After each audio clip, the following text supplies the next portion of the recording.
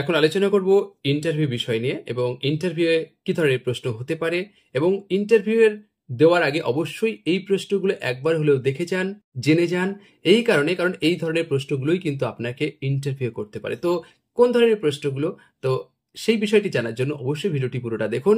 যদি ইন্টারভিউর এই প্রশ্নগুলো আপনাদের ভালো লাগে অবশ্যই একটু অন্যদের মাঝে শেয়ার করবেন এবং পারলে আমার ইউটিউব চ্যানেলটি যারা নতুন অবশ্যই সাবস্ক্রাইব করে পাশে থাকুন। তো যাই হোক, প্রথম প্রশ্ন আমরা আলোচনা করছি। দেখুন, বিদ্যাপতিকে কবি সার্বভৌম বলা হয় কেন? প্রশ্নটি আপনাদের যদি এই প্রশ্নটি করা হয় তাহলে আপনারা কি উত্তর দেবেন? দেখুন, উত্তর হচ্ছে ইতিহাস, ভূগোল, ন্যায়, স্মৃতিশাস্ত্র ইত্যাদি নানা বিষয়ের রচনা।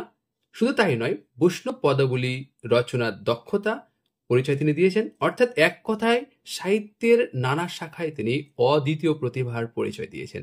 তাই আমরা বিদ্যাপতিকে কবি সার্বভৌম বলতে পারি। পরবর্তী আরেকটি প্রশ্ন দেখে নিই এবং এই প্রশ্নটি আপনাদের জন্য খুবই গুরুত্বপূর্ণ। প্রশ্নটি হলো যে বাংলা সাহিত্যে বিদ্যাপতির প্রভাব আলোচনা করুন।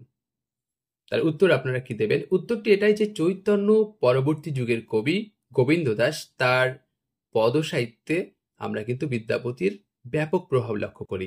তার জন্য আমরা তাকে দ্বিতীয় গোবিন্দ দাস বলি। শুধু তাই না, সপ্তদশ শতকে একজন কবি আছেন, তাকে আমরা ছোট বিদ্যাপতি বলি, যার অর্থাৎ বিদ্যাপতির প্রভাবেই তিনি কিন্তু পদ রচনা করছেন। আর আধুনিক কালেও রবীন্দ্রনাথ ঠাকুর তিনি কিন্তু ভানুসিংহ ঠাকুরের পদাবলী রচনা করছেন। অর্থাৎ এইভাবে আমরা যদি দেখি তাহলে দেখব যে বিদ্যাপতির কিন্তু প্রভাব বাংলা সাহিত্যে ভালোই পড়েছে।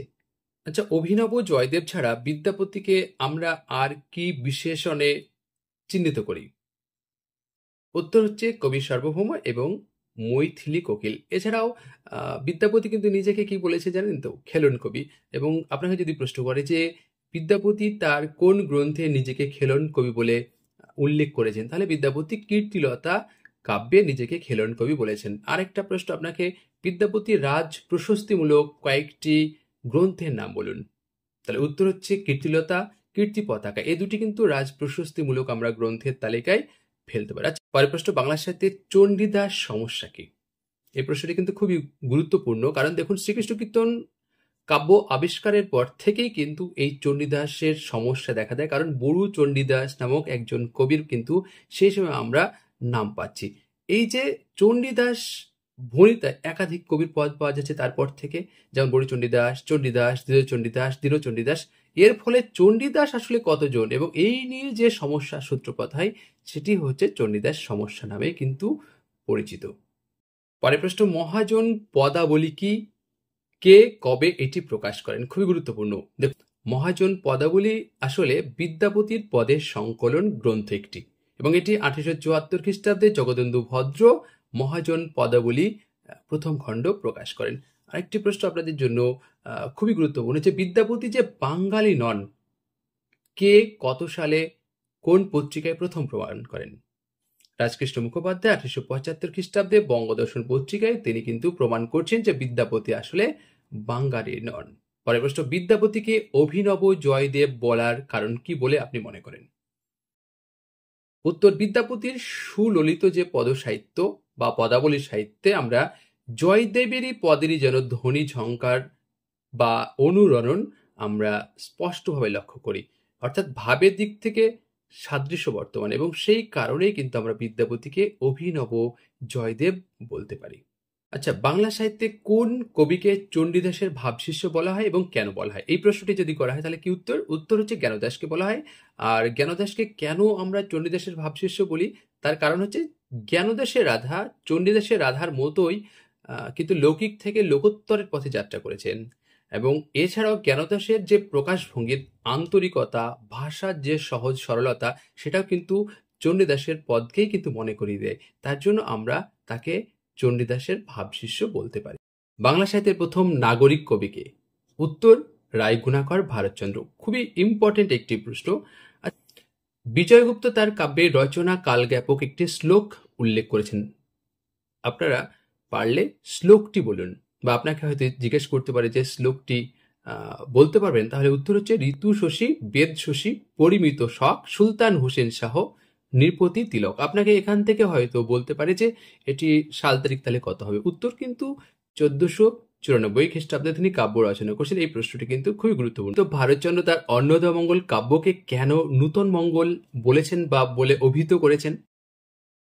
এর উত্তর এটা হবে যে দেখুন, মধ্যযুগের মঙ্গল কাব্যধারা যে একটা প্রচলিত প্রথা, সেটা হচ্ছে দেবদেবীর বন্দনা, সৃষ্টিতত্ত্ব, স্বপ্নদাস, এগুলোকে স্থান দেওয়া হতো। তিনি কি করলেন? এগুলোকে স্থান দিলেন, তারপরেও তিনি কি করলেন? নগর জীবনের কথা এবং তার পাল্টে যাওয়া মূল্যবোধ, এইগুলোকে তিনি দেখলেন এবং তুলে ধরলেন। শুধু তাই নয়, মধ্যযুগের মঙ্গল কাব্যে আমরা মনসাকে যেরকম ভাবে আমরা হিংস্র রূপটা দেখেছিলাম, এখানে কিন্তু অন্নদাকে আমরা শান্ত তার একটা রূপ পেলাম। এবং এটাও কিন্তু তখনকার যে যুগের প্রয়োজনে, অর্থাৎ ধর্মের চেয়ে সামাজিক যে গুরুত্ব, সেটাকেই তিনি স্থান দিয়েছেন এবং সেটা কিন্তু খুব সচেতনভাবে শিল্প নিপুণতার দ্বারা। তাই এই যে বিষয়টা জন্যই তার মঙ্গল কাব্যকে আমরা নূতন মঙ্গল বলতে পারি। আচ্ছা, অন্নদামঙ্গল কাব্যের কয়টি খণ্ড এবং কি কি, এই প্রশ্নটি আপনাদের জন্য থাকলে, এই প্রশ্নটি কিন্তু আমাকে জিজ্ঞাসা করেছিলেন এবং খুবই গুরুত্বপূর্ণ একটি প্রশ্ন। আচ্ছা, আরেকটি প্রশ্ন আপনাকে জিজ্ঞাসা করতে পারে যে রাজসভার কবি রায় গুণাকরের অন্নদামঙ্গল গান রাজকণ্ঠের মণিমালার মতো, এবং কে ভারতচন্দ্রের এই কাব্য সম্পর্কে মন্তব্য করেছেন এবং এই মন্তব্যটি কি সত্যি প্রাসঙ্গিক বা এই মন্তব্যটি কি যুক্তিগ্রাহ্য? আপনার মতামত কি? এটি বলেছেন কিন্তু রবীন্দ্রনাথ ঠাকুর। তার কারণ হচ্ছে তিনি শুধু বিষয় বিন্যাসে নয়, তিনি যে কবির যে কাব্যটি নির্মাণ করছেন, তিনি কিন্তু খুব সচেতনভাবে এবং শব্দ ব্যবহারের যে কুশলতা বলুন, অলঙ্কার সৃষ্টির দক্ষতা বলুন, প্রবাদ প্রবচনের যে সুন্দর ব্যবহার, ছন্দের বৈচিত্র্যময় ব্যবহার, ভারতচন্দ্র মধ্যযুগের যত কবি আছে তার মধ্যে কিন্তু তিনি ছিলেন ভাষা শিল্পী। তার জন্য কিন্তু রবীন্দ্রনাথ তার সম্পর্কে এমন মন্তব্য করেছেন। একটা প্রশ্ন আপনাদের খুব খুব দেয় যে ভারতচন্দ্রের অন্নদামঙ্গল কাব্যের কয়েকটি প্রবাদ প্রবচন বলুন। তখন আপনারা উত্তর দেবেন, 1 নম্বর প্রবাদ প্রবচন হচ্ছে নগর পুরিলে দেবালয় কি এড়ায়, আরেকটা হচ্ছে মন্ত্রের সাধন কিংবা শরীর পাতন। এই প্রবাদ প্রবচন নিয়ে আমাদের অলরেডি যে প্রাচীন মধ্যযুগে যে বইটি রয়েছে, সেখানে কিন্তু অনেকগুলো প্রবাদ প্রবচন আমরা তুলে ধরেছি, আপনারা চাইলে দেখতে পারেন। আরেকটি প্রশ্ন খুবই গুরুত্বপূর্ণ যে ভারতচন্দ্র সম্পর্কে প্রথম গবেষণামূলক তথ্য কে দেন এবং তার গ্রন্থের নাম কি? দেখুন, ঈশ্বরচন্দ্র বিদ্যাসাগর তার সম্পর্কে প্রথম গবেষণামূলক ভাবে তথ্য দিচ্ছেন এবং তার গ্রন্থের নাম হচ্ছে কবিবর ভারতচন্দ্র রায় গুণাকরের জীবন বৃত্তান্ত। খুবই গুরুত্বপূর্ণ। পরের প্রশ্ন, কার রচিত মনসা মঙ্গল কাব্য প্রথম মুদ্রণ সৌভাগ্য লাভ করে এবং কত খ্রিস্টাব্দে এটি মুদ্রিত হয়? এর উত্তর হচ্ছে কেতকাদাস কেমানন্দের মনসা মঙ্গল কাব্য প্রথম মুদ্রণ সৌভাগ্য লাভ করছে এবং এটি কিন্তু 1844 খ্রিস্টাব্দে মুদ্রিত হচ্ছে। এই চণ্ডীমঙ্গল কাব্যের শ্রেষ্ঠ কবি কে? তার কাব্যের প্রকৃত নাম কি? উত্তর, চণ্ডীমঙ্গল কাব্যের শ্রেষ্ঠ কবি মুকুন্দ চক্রবর্তী এবং তার কাব্যের নাম কিন্তু অভয়মঙ্গল কাব্য। আচ্ছা, অভয়মঙ্গল কাব্যটি অন্য কি নামে পরিচিত? উত্তর হচ্ছে অম্বিকামঙ্গল, গৌরীমঙ্গল। আচ্ছা, আপনাদের যদি আরেকটি প্রশ্ন করে, বলুন তো মুকুন্দ চক্রবর্তী ছাড়াও আরো কয়েকজন চণ্ডীমঙ্গল কাব্য লিখেছেন, তার নাম? সেই সময় কিন্তু সহজ প্রশ্নগুলো ভুল হয়। উত্তর কিন্তু মানিক দত্ত এবং দ্বিজ মাধব। আচ্ছা, এই প্রশ্নটি আমাকে করা হয়েছিল ইন্টারভিউতে যে মুকুন্দ চক্রবর্তীর চণ্ডীমঙ্গল কাব্যটি কয়টি খণ্ডে বিভক্ত এবং কি কি? দেখুন, চণ্ডীমঙ্গল কাব্যটি উত্তর হচ্ছে 2টি খণ্ডে, আক্ষেত্রিক এবং বণিক খণ্ড।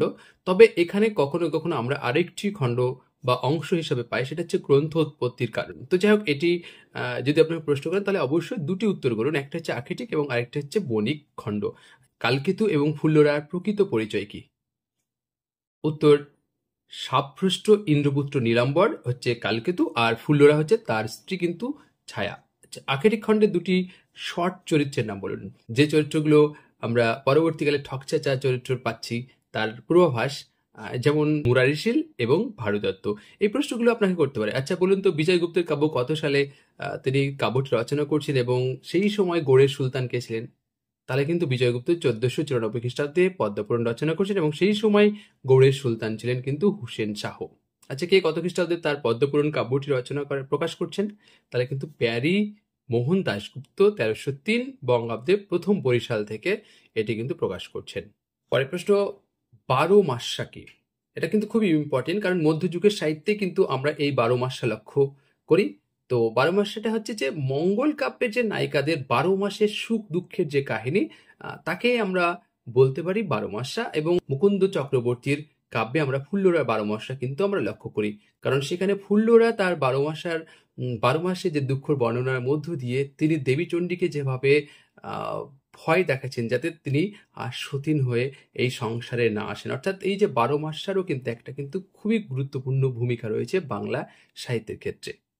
দ্বিতীয় বিদ্যাপতি কাকে কেন বলা হয়? উত্তর গোবিন্দ দাসকে।